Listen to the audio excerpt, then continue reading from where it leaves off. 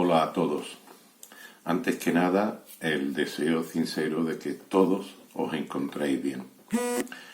Soy Javier Alonso, el responsable de la Unidad de Nutrición y de Composición Corporal del Centro Andaluz de Medicina del Deporte en Sevilla, en este caso. El motivo de esta charla no es otro que intentar adecuar determinados aspectos nutricionales a este momento que estamos viviendo de pandemia por el coronavirus, ¿no? Y algunas actuaciones específicas que podríamos realizar y sobre todo recordar cuestiones básicas de nutricionales y de alimentación para el deportista, fundamentalmente de alto nivel y de alto rendimiento.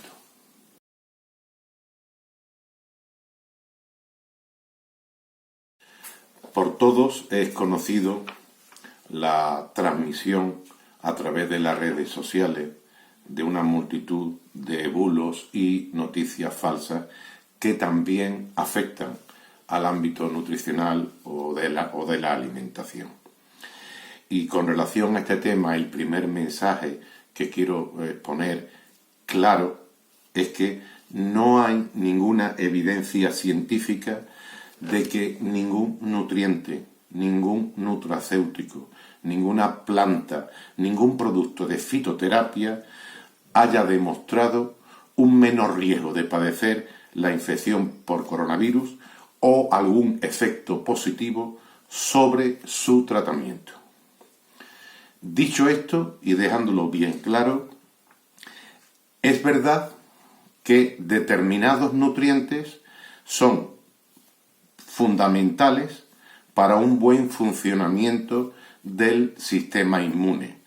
Y hablo como nutrientes como el cobre, el hierro, el selenio, el zinc, la vitamina A, el ácido fólico, la vitamina B6, la B12, la vitamina C y la vitamina D. Me paro un poco en esta porque tal vez haya sido la más comentada en redes sociales. No hay ninguna demostración de que el aumento, o mejor dicho, la toma de suplementos con vitamina D mejore en algo nada. Sí es verdad que la vitamina D sobre todo se activa con la presencia de la luz solar, que nos dé el sol directamente en la piel.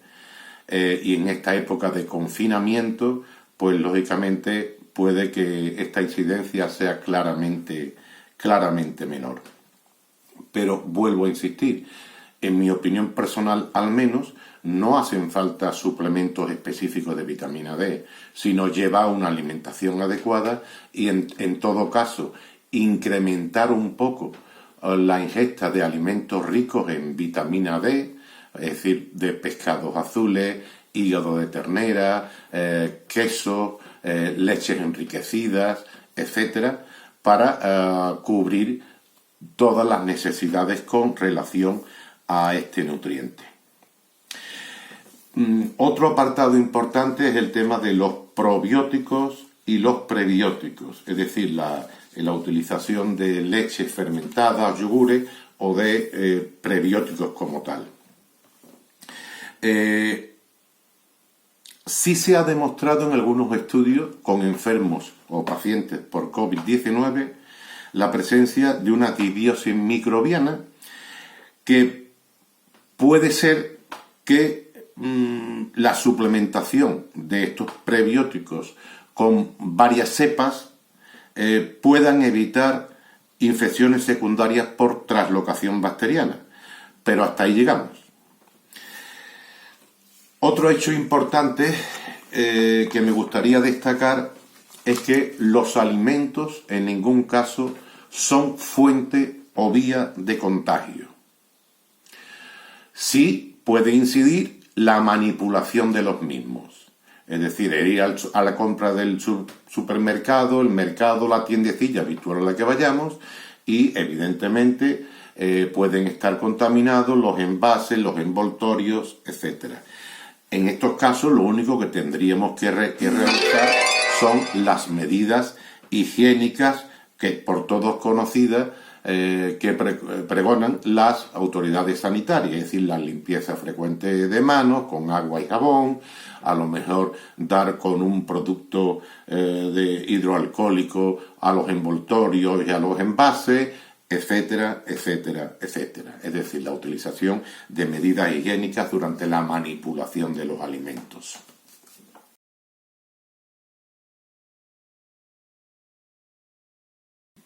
Con independencia de la infección actual en la pandemia por COVID-19,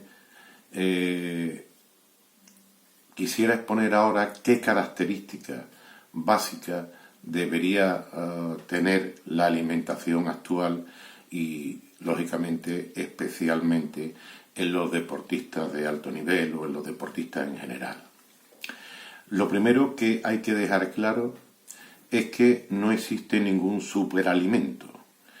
No hay ningún alimento que contenga todos los nutrientes que necesitamos cada día. Hay alimentos con escasa cuantía de nutrientes y se le llaman alimentos bajos en nutrientes o de baja calidad, y alimentos de muy alta riqueza en nutrientes, pero no existe el superalimento. Por lo tanto, debemos de comer un poco de todo y mucho de nada para adquirir todos los nutrientes que necesitamos cada día. La característica básica de esta alimentación, por lo tanto, es que tiene que ser variada. Es decir, que hay que comer de todos los grupos de alimentos y dentro de cada grupo de la máxima variedad posible, y a ser posible también elaborados de distintas formas. Por lo tanto, también tiene que ser una alimentación completa, equilibrada y ajustada a nuestras necesidades, tanto en calorías, en macronutrientes, es decir, hidratos de carbono, proteínas y grasas, como en micronutrientes, es decir, en vitaminas y minerales. Tal vez sea este un factor importante en esta situación actual de confinamiento. Tenemos que ajustar nuestras ingestas energéticas a nuestros gastos. En esta época en la que el gasto ha decrecido de forma notable, supondrá un decrecimiento en una forma o de una cuantía similar con relación a nuestras ingestas energéticas. Otra característica, y sobre todo con determinados grupos de alimentos como verduras y frutas, es la que yo suelo decir que hay que ponerle color a la vida, hay que ponerle color a los platos. Una ensalada multicolor nos está expresando su riqueza en determinados nutrientes. Por lo tanto, en esta época las preferencias o los alimentos que tendremos que darle una mayor preferencia son los alimentos frescos, los de temporada, los locales, los congelados. Por el contrario, deberíamos de limitar el consumo de alimentos procesados o precocinados, los alimentos hipercalóricos, la comida rápida, los fritos, los alimentos con alta cuantía de azúcar o sal, las bebidas azucaradas, el alcohol, etc. La hidratación, por otro lado, supone una necesidad básica en estos momentos y siempre. Se habla ahora de que tal vez la ingesta de agua o de líquidos fuera recomendable reducirla discretamente. Al no haber una actividad física significativa, hay unas menores pérdidas por el sudor. De cualquier forma, se recomienda al menos en esta situación beber 1,8 2 litros al día de agua o caldos desgrasados o infusiones. Como hidratación no entran otros productos como la leche, gazpachos, etcétera, que no es hidratación, sino es comida. Otras recomendaciones a tener en cuenta es muy importante que a la hora de sentarnos a la mesa no hagamos ninguna actividad que distraiga nuestra atención. Llámese la utilización de tablets, de ordenadores, etc.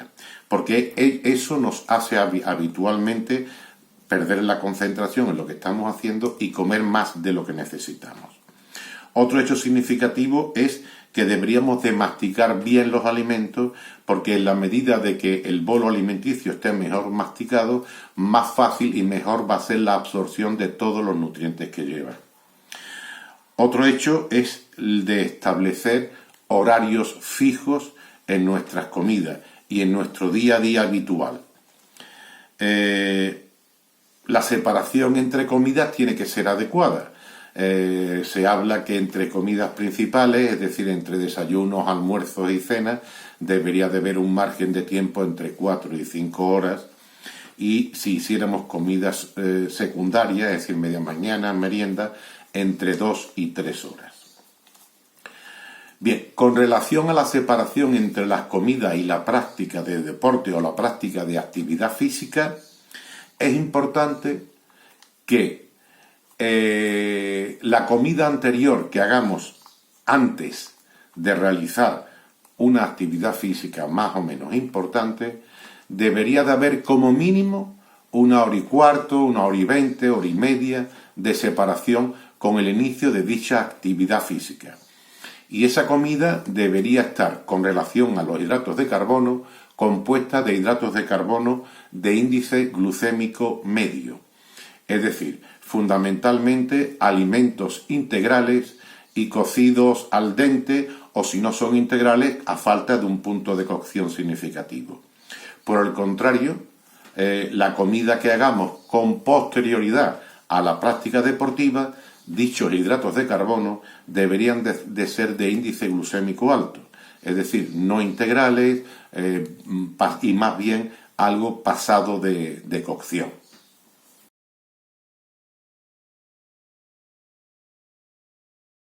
Yo recomiendo en cualquier circunstancia, y en esta todavía más, que planifiquemos nuestro menú semanal.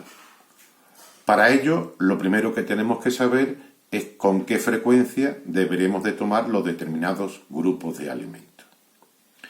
A este respecto, con relación a las verduras, se recomienda tomar 2 raciones diarias, una en el almuerzo y otra en la cena. Y de estas 2, una de forma cruda, en ensaladas. Con relación a las frutas, se recomienda una ingesta de 3 raciones al día. O también hay quien dice que entre verduras y frutas se recomiendan 5 raciones al día. Los lácteos, las raciones recomendadas van en función de la edad, pero como media se recomiendan 3 raciones de lácteos al día.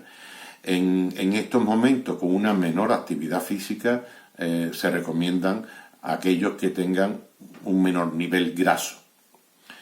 Con relación a los cereales y derivados, y aquí incluyo pastas, arroz, pan, etc., su ingesta tiene que ser diaria en cantidades moderadas.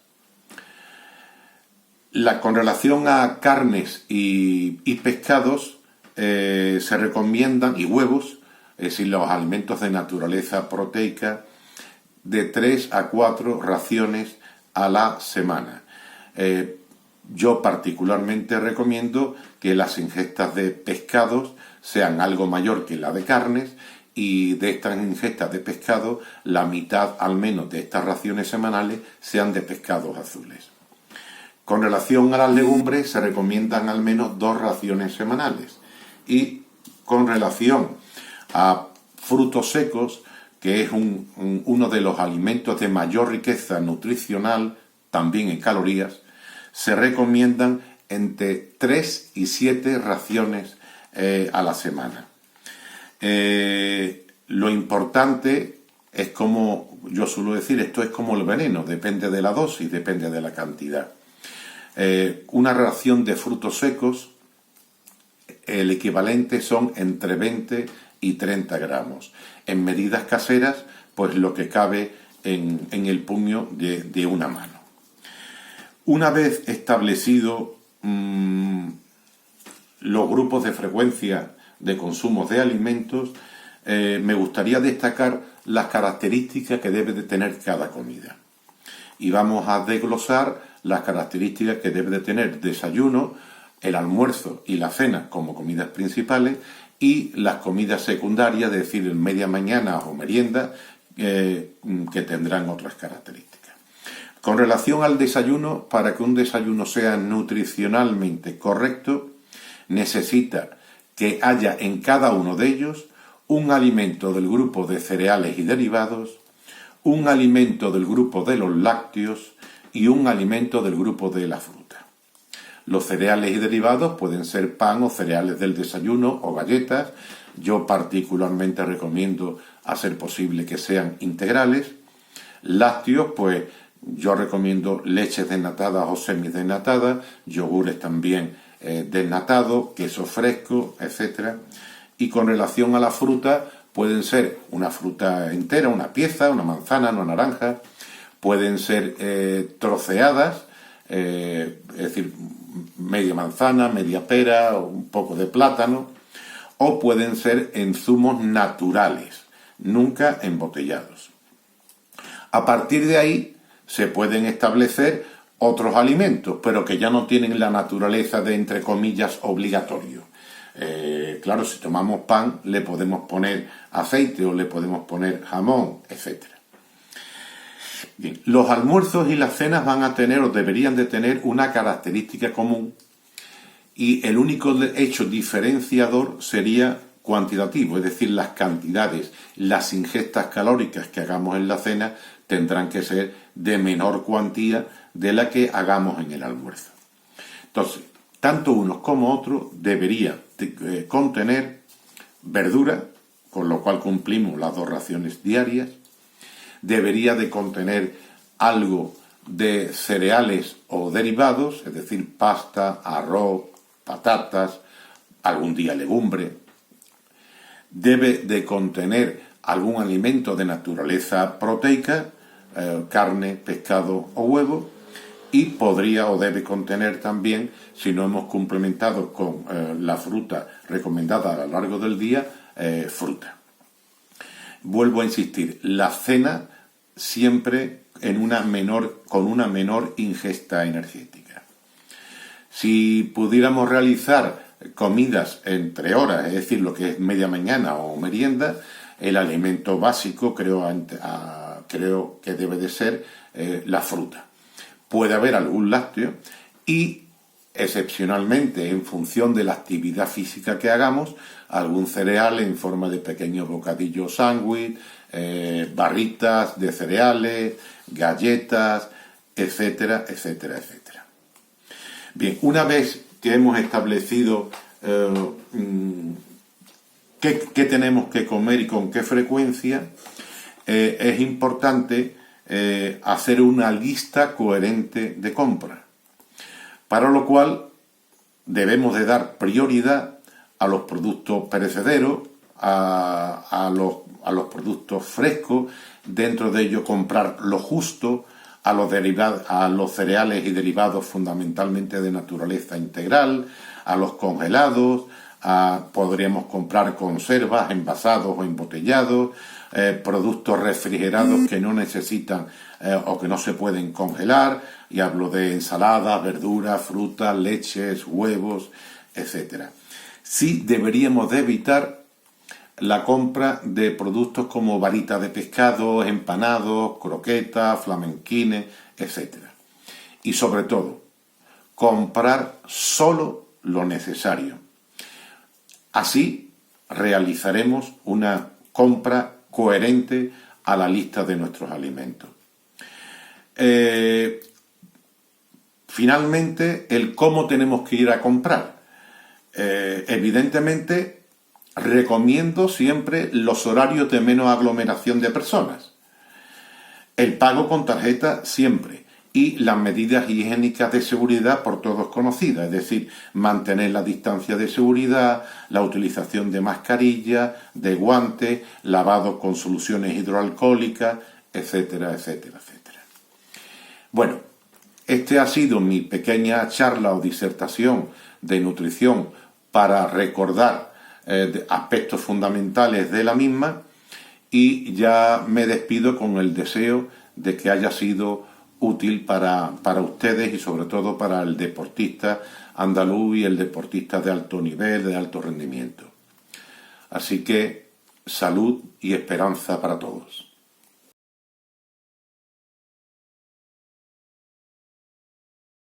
A continuación aparecerá en pantalla los medios por los cuales, ante cualquier duda que tengáis, podéis poneros en contacto conmigo. Un abrazo para todos.